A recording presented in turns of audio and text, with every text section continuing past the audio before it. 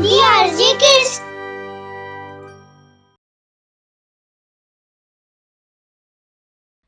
कहानी जादुई कार। मैं मम्मी पापा के साथ पिकनिक पर गई। वहाँ मैंने हाथी और घोड़े की सवारी भी की और बहुत सारी गेम्स भी खेली। मम्मी ने मुझे टेस्टी टेस्टी चीजें खिलाई। पापा मेरे साथ रेस लगा रहे हैं। कितना अच्छा सपना था। 9 साल की प्यारी सी कंचन नींद से उठकर अपने घर की खिड़की के आंगन में तितलियों को यहाँ वहाँ उड़ते देख रही थी कि तभी उसे कोई आवाज लगाता है। अरे कहाँ रह गई कंचन? इतना काम पड़ा है करने को और तू है कि यहाँ बैठकर टाइम पास कर रही है। नहीं मम्मी, मैं बस आ ही रही थी। हाँ पता है कितना आ रही थी। 1000 बार काम कहो तब जाकर एक बार करती है। अब ऐसे घूर मत मुझे। चल जाकर रसोई में पहले बर्तन साफ कर, उसके बाद आंगन और घर में झाड़ू पोछा कर दे और फिर बाजार से सब्जी ले आना। ठीक है मम्मी, मैं सब कर दूंगी। और आज कौन सी सब्जी लाऊं बाजार से? भिंडी ले आना, मेरे बेटे को बहुत पसंद है। मम्मी, मैं पालक भी लेकर आऊं? मुझे पालक पनीर पसंद है।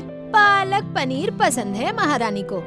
तेरे पापा ने कहीं डाका नहीं डाला है जो तेरे शौक पूरे करूं। काम की ना काज की, दुश्मन अनाज की। कंचन चुपचाप सौतेली माँ की जली कटी बातें सुनकर अपना काम करने लगती है। घर के सारे काम करने के बाद जैसे ही कंचन पढ़ने बैठी, पारुल फिर से उसे काम बताने आ गई। अरे वाह वाह वाह, क्या ठाठ है महारानी के। बड़े मजे से किताब खोलकर बैठ गई कि कहीं कोई काम न करना पड़ जाए। नहीं नहीं मम्मी, मुझे सच में पढ़ना है। अगले महीने से मेरे एग्जाम शुरू हो रहे हैं। हाँ तो मैं कौन सा मना कर रही हूँ तुझे पढ़ने से?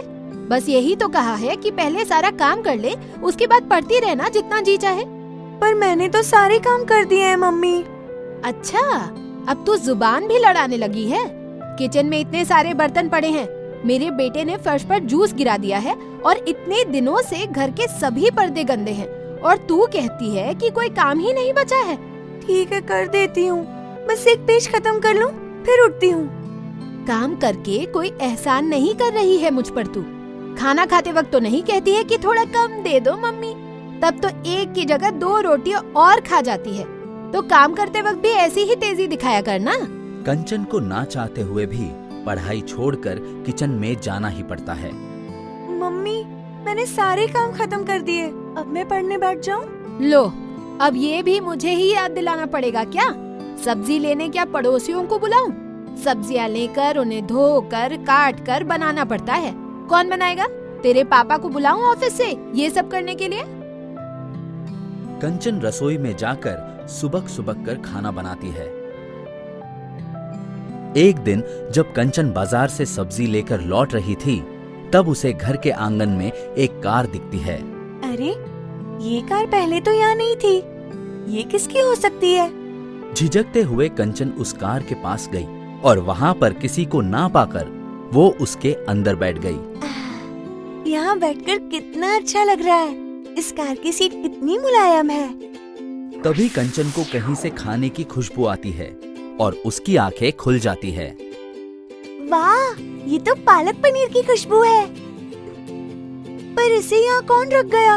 ये टेस्टी लग रहा है। शायद मम्मी ने बनाकर यहाँ रखा होगा। खा लेती हूँ। इतने दिन बाद अपनी पसंद का खाना खाकर कंचन उस कार में ही सो जाती है। कार का एसी ऑन हो जाता है और कंचन पर एक चादर भी आ जाती है।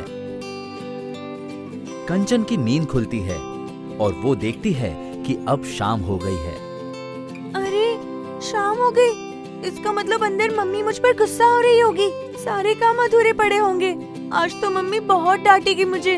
और अब तो सब्जी का ठेला भी नहीं मिल रहा। अब अंदर जाकर मम्मी से माफी मांग लूंगी बस। कंचन अंदर जाके देखती है कि घर का सारा काम पहले ही हो चुका है और पारुल के पास उसे डांटने के लिए कोई कारण नहीं बचा था। अरे वाह, आज तो मम्मी से डांट ही नहीं पड़ी और घर के सारे काम भी हो चुके हैं। मेरा फेवरेट खाना भी बना था आज घर में। लगता है मम्मी को मुझ पर दया आ ही गई। कंचन खुशी खुशी जाकर पारुल को गले लगाती है।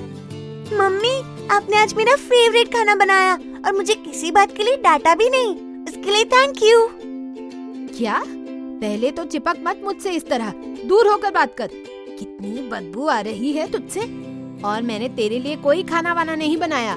और तुझे क्या मैं हर वक्त डांटती ही रहती हूँ? जा जाकर अपना काम कर, बातें करवा लो इससे जितनी मर्जी, और काम के नाम पे 0। कंचन सुबह उठकर खिड़की के बाहर देखती है और फिर से उसकी नजर कार पर पड़ती है। अभी कोई नहीं जागा है घर में, थोड़ी देर उस कार में बैठकर पढ़ लेती हूँ। अगर सब जाग गए तो मुझे पढ़ने का टाइम भी नहीं मिलेगा। कंचन दबे पांव अपनी किताबें लेकर उस कार में जाकर बैठ जाती हैं। कार के अंदर लाइट्स ऑन हो जाती हैं। कंचन को वहां बैठकर पढ़ने के लिए वो बिल्कुल सही और शांत जगह थी। फिर कंचन के लिए 1 गिलास दूध और कुछ फल भी वहां आ जाते हैं, जिसे खाकर कंचन फिर से पढ़ने लगती है।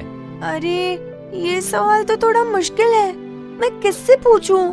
घर में कोई बताएगा नहीं और स्कूल की छुट्टियां चल रही है। तभी कार का रेडियो बजने लगता है और रेडियो प्रोग्राम में कंचन के सवाल का जवाब सुनाई देता है। कंचन उस रेडियो प्रोग्राम को बहुत ध्यान से सुनती है और जवाब को अच्छे से समझकर फिर से पढ़ने लगती है।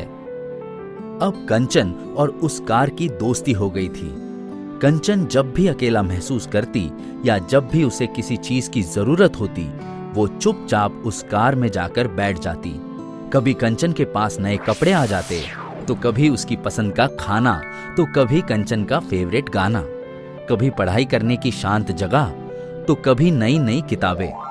सब उसे उस कार में मिल जाता था। कंचन उस कार में मन लगाकर पढ़ती, अपने एग्जाम्स की तैयारी भी करती, आराम से सो जाती और अपने मन की कई बातें भी करती, जिसका जवाब वो कार उसे उसकी बातों के हिसाब से चीजें देकर देती। अब कंचन बहुत खुश रहने लगी थी और इसी तरह कई दिन बीत गए। कंचन के एग्जाम्स हुए जिसमें वो अपनी क्लास में फर्स्ट आई। उसके पास नए नए कपड़े, खिलौने, किताबें, जूते सब आ गए थे और साथ साथ उसके हिस्से का सारा काम भी अपने आप होने लगा था। कंचन को आए दिन इतना खुश देखकर पारुल से रहा नहीं जाता था। इसीलिए एक दिन उसने कंचन के कमरे की तलाशी ली। उसे वहां कुछ नहीं मिला। फिर उसने एक एक करके पूरा घर ढूंढ लिया, लेकिन उसे ऐसा कुछ भी नहीं मिला जिससे उसे पता चलता कि कौन उसकी मदद कर रहा है। अब बस एक ही जगह बची है देखने के लिए, और वो है घर का आंगन, जहाँ ये हर रोज सुबह उठकर अपने कमरे की खिड़की से देखती रहती है। पारुल आंगन में जाकर देखती है, लेकिन वहां तो बस कुछ पौधे और बाकी का पुराना सामान पड़ा था। अब पारुल के सब्र का बांध टूट गया था। वो कंचन से सीधे जाकर पूछ लेती है, कंचन, मुझे बता दे कि तेरी इतनी मदद कौन कर रहा है और कैसे कर रहा है? मम्मी, मेरी मदद एक कार कर रही है जो आंगन में खड़ी है। ये लड़की तो अब दिन में भी सपने देखने लगी है। अब तो मैं पागल हो जाऊंगी इस घर में रहकर। लेकिन इतनी जल्दी पारुल कहाँ हार मानने वाली थी। उसने गुस्से में कंचन के पिता यानी अपने पति को उसकी खूब शिकायत की। अरे पारुल, मेरे लिए खाना लगा दो। पारुल अपने पति की बात का कोई जवाब नहीं देती। क्या हुआ? जवाब तो दो। ऐसे मुंह फुलाए क्यों बैठी हो? इस बात का जवाब तो आपकी बेटी कंचन को ही पता है। कुछ दिनों से उसके पास कुछ नया नया पहनने ओढ़ने का सामान, नई किताबें और खिलौने पता नहीं कहां से ले आती है। कौन देता है उसे ये सब? कुछ पूछो तो झूठ भी बोलने लगी है। मुझे तो लगता है कि या तो वो चोरी करने लगी है या फिर किसी बुरी संगत में पड़ गई है। अब आप ही उससे सख्ती से पूछिए, मेरे हाथ से तो वो निकल गई है। ये सुनकर कंचन के पिता आग बबूला हो जाते हैं। वो उसी वक्त कंचन को आवाज लगाते हैं, कंचन, यहाँ आओ अभी। डरी सहमी कंचन अपने पापा के पास आ जाती है। जी पापा। क्या कह रही है तुम्हारी मम्मी? तुम दिन ब दिन बिगड़ती जा रही हो, चोरी करने लगी हो। मम्मी की कोई बात नहीं सुनती तुम। पापा, सच तो ये है कि नई मम्मी मुझे बिल्कुल भी प्यार नहीं करती। कभी मेरा फेवरेट खाना नहीं बनाती, हमेशा मुझसे घर के काम करवाती है। मैं पढ़ाई करने बैठूं तो मुझे पढ़ने भी नहीं देती, हर वक्त डांटती रहती है। पापा, मेरी मम्मी तो मुझे बहुत प्यार करती थी, अब वो कहाँ चली गई? ये नई मम्मी सिर्फ छोटे भैया को ही प्यार करती है। पारुल, कंचन जो कह रही है वो सच है। अच्छा, तो अब आप इस झूठी लड़की की बातों में आकर मुझसे सवाल करेंगे? अगर ऐसी ही बात है तो पूछिए इससे कि नए नए कपड़े, किताबें, खिलौने कौन दे रहा है? आए दिन इसे इसका मनपसंद खाना कौन बनाकर दे रहा है? मैं झूठ नहीं बोल रही हूँ पापा। मैंने नई मम्मी के पूछने पर पहले भी बताया था कि मुझे ये सब आंगन में खड़ी हुई कार देती है, लेकिन मम्मी ने मेरी बात का विश्वास ही नहीं किया। पारुल, मेरी बेटी को मैं अच्छे से जानता हूँ। वो ऐसे गलत काम कभी कर ही नहीं सकती। वो तो तुम्हारे एक बार कहने पर पूरे घर का काम अकेले संभाल लेती है। मैं ये देखकर भी चुप रह जाता था कि कोई बात नहीं, कम से कम तुम उसकी बाकी जरूरतें तो पूरी कर रही हो। लेकिन मेरी बेटी को नए कपड़े, खिलौने, किताबें, खाना, इतना भी तुम नहीं दे सकती? कंचन अपने जेब से एक चिट्ठी निकालती है जिसमें लिखा था कि वो कार उसकी स्वर्गवासी माँ की है और वो कार सिर्फ कंचन को ही दिखेगी और सिर्फ कंचन की ही मदद करेगी। कंचन उस चिट्ठी को अपने पापा को दिखाती है। पापा, ये देखिए, ये चिट्ठी मुझे उसी कार से मिली थी जिसमें बैठकर मैं पढ़ाई करती हूँ और जो मुझे मेरी जरूरत का हर सामान दे देती है और मेरी जगह घर का सारा काम भी वही करती है। ये चिट्ठी मेरी मम्मी की है। वो कार मुझसे बहुत प्यार करती है पापा, और वो सिर्फ मुझे ही दिखती है। कंचन के पापा को अपनी गलती का एहसास हो जाता है और वो पारुल को भी कंचन के साथ बुरा बर्ताव करने के लिए डांटते हैं। उस दिन के बाद पारुल भी कंचन के साथ बुरा बर्ताव करना छोड़ देती है